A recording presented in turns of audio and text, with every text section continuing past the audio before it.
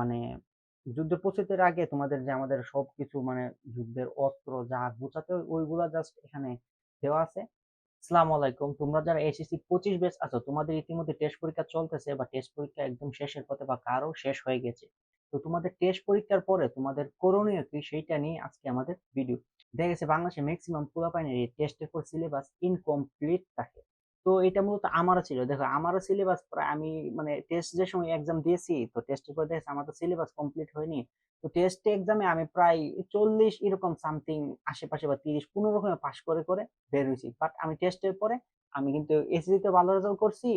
দেন আমি আবার বুটেক্স এর মতন জায়গায় পড়াশোনা করতেছি। তো আমি টেস্টের পরে যখন আমি বুঝতে পারছি যে আমার রেজাল্ট মানে আমার সিলেবাস আমার মোটামুটি আমার অবস্থায় ভালো না, তো আমি যে কাজগুলো করছিলাম এটাই তোমাদেরকে আজকে দেখাবো।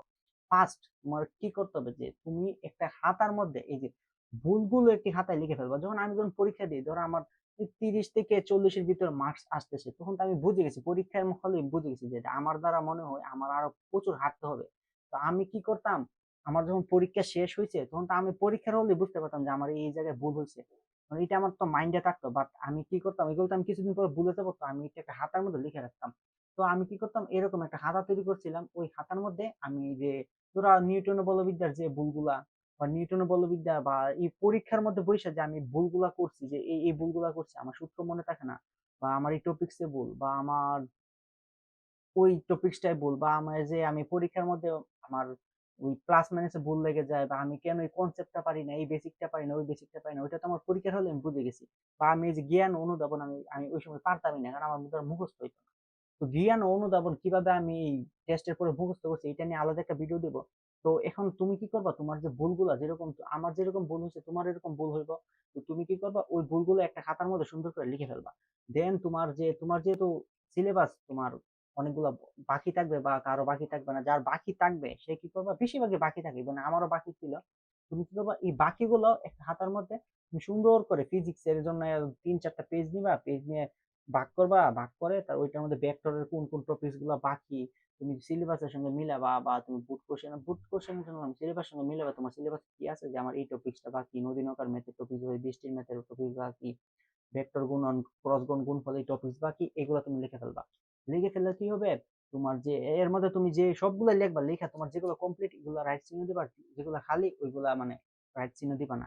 দেন তুমি কি করবা, তুমি একটা টেস্ট পেপার কিনতে হবে, কারণ তোমার বুট কোশ্চেন তুমি যদি প্র্যাকটিস না করো, আর তুমি যদি টেস্ট পেপার এর মধ্যে যদি তুমি না দেখো যে তোমার বুট কোশ্চেনের প্যাটার্ন কি, তাহলে তুমি মানে বুঝতে পারবা না যে তোমার পরীক্ষার। আমরা মূলত টেস্ট পেপার দেখি কেন, আমরা প্যাটার্ন কেনার জন্য, বাট প্রশ্ন কমনের জন্য না। তোমার প্যাটার্ন কমন পড়া মানে প্রশ্ন কমন, তোমার একদম হুবহুব যে 100% কমন দিয়ে দেবো এরকম না। তুমি জাস্ট প্যাটার্নটা কি করবা, ওইটা তুমি মানে দেখবা টেস্ট পেপার থেকে। টেস্ট পেপার দুই ধরনের আছে, একটা আছে মানে টেস্ট পেপার না, মানে ওইটা মূলত দুই ধরনের আছে, যে টেস্ট পেপার এবং সাপ্লিমেন্ট। এখন টেস্ট পেপার তুমি এই দুইটা থেকে যে কোনো একটা কিনতে পারো। তুমি কি করবা, যেটার মধ্যে তোমার বোর্ড কোশ্চেন প্লাস এই যে বিভিন্ন কলেজের কোশ্চেন দেওয়া থাকবে, ওইগুলা যেটার মধ্যে দেওয়া থাকবে সুন্দর করে ওইটা কিনতে পারো। এইটার মধ্যে আমি কিনছিলাম মনে হয় লেকচার পাবলিকেশনের তোমার নিউটন না কি যে ছিল মনে নাই, এরকম সামথিং একটা। তো এটা তুমি কিনতে পারো, বা রয়্যালের কিনতে পারো। পাঞ্জেরি আমার কাছে ভালো লাগে না, কারণ এটা আর সাজানো না। আর রিসেন্টলি এসিএস এর বইগুলো আমি দেখলাম যে অনেক সাজানো, তোমার এটা প্রাইস একটু বেশি। তোমরা চাইলে নিতে পারো, না চাইলে নাই। যার তোমার ধরো উদ্ভাস থেকে তোমার বই দিছে ওইটাই চলবে, কারণ জাস্ট তুমি প্যাটার্ন বুঝবে, এত কিছু তোমার জানার দরকার নেই। দেন তুমি কি করবা, তোমার ওই যে একটা স্টাডি প্ল্যানার তৈরি করে নিবে। স্টাডি প্ল্যানারটা কি, তোমার আমি দেখাচ্ছি। স্টাডি প্ল্যানারটা যেরকম আমি একটা এরকম স্টাডি প্ল্যানার তৈরি করছি। এই স্টাডি প্ল্যানারটা বলতে ধরো এই যে এটা নিয়ে একটা বিস্তারিত ভিডিও দিব, এখানে হয়তো এটা দেখা যাচ্ছে না, জাস্ট এমনিতে দেখালাম যে এটা তুমি টু ডু লিস্টের মতো আর কি। এটা একটা স্টাডি প্ল্যানার তৈরি করবা, এটা তুমি সহজে তৈরি করতে পারবা, ক্যানভা থেকে নিজে নিজে তৈরি করতে পারবা, বা ইউটিউবে যদি চার্জ দাও স্টাডি প্ল্যানার তৈরি মানে ক্যানভা দিয়ে, ওইটা তুমি পেয়ে যাবা। দেন তোমার আরেকটা কি করতে হবে, আর যে তোমার ওই যে পরীক্ষার প্রস্তুতি মনিটর, এটা আমি জানি এটা অনেকেই করে না। ইভেন এটা আমি কি করছিলাম, এটা আমি ওই যে সঞ্জয় দাদা থেকে শিখছিলাম। তো উনি একটা হঠাৎ বলতেছিল যে উনি নাকি ওইটা করেছিল ওনার টাইমে, দেন আমি ওনার থেকে শিখছি, শিখে এটা আমি করছিলাম। এটা এটা আমার জন্য অনেক অনেক হেল্পফুল হয়েছে, তোমরাও এটা করতে পারো। এটা কি মানে এটার আমি নাম দিয়েছি যে পরীক্ষার প্রস্তুতি মনিটর। এটা কিরকম দেখায়, এটা এরকম যে এটা তোমার কিরকম থাকবে, যে তুমি তোমার ধরো ফিজিক্সের সবগুলা চ্যাপ্টারের নাম লিখবা, হ্যাঁ, নাম লিখে এরকম একটা বক্স করবা, এরকম একটা বক্স করবা, হাতের মধ্যে হয়তো দেখা যাচ্ছে না, এইভাবে বক্স করবা। বক্স করে এই যে এই বক্সের মধ্যে তোমার এখানে দিবা যে এই জায়গায় দিবা যে এই বেসিক তোমার বেসিক বেসিক ক্লিয়ার আছে কিনা। তারপরে এই যে এখানে আমি এটা মূলত আমার এডমিশন টাইমেরটা আমি দেখাচ্ছি, বাট আমার ওই যে একাডেমিক এর সময়টা এটা আমার কাছে নাই বলতে গেলে, এটা কোথায় যে হারিয়ে গেছে পাচ্ছি না খুঁজে। আমি এডমিশনেরটা পাইছি তাই তোমাদের দেখাচ্ছি। এডমিশনেরটার মধ্যে আমি এই যে কোশ্চেন ব্যাংক, তারপর বেসিক, তারপরে কি আছে এখানে, তারপরে এই যে মেন বই, তারপরে কিন্তু দেখা যাচ্ছে না, বাট এইটা আমি তোমাদেরকে ক্যানভার সাহায্যে বা হ্যাঁ ক্যানভার সাহায্যে এটা তোমাদেরকে আমি সুন্দরভাবে তৈরি করে দিয়ে দেবো। যেভাবে আমি স্টাডি প্ল্যানারটা তৈরি করছি, এটা তোমরা এটা এই দুটোটার উপরে আলাদা মানে ভিডিও দিব, ওইটা তোমরা দেখে দেখে নিও যে এটা কিভাবে কিভাবে ব্যবহার করতে হয়।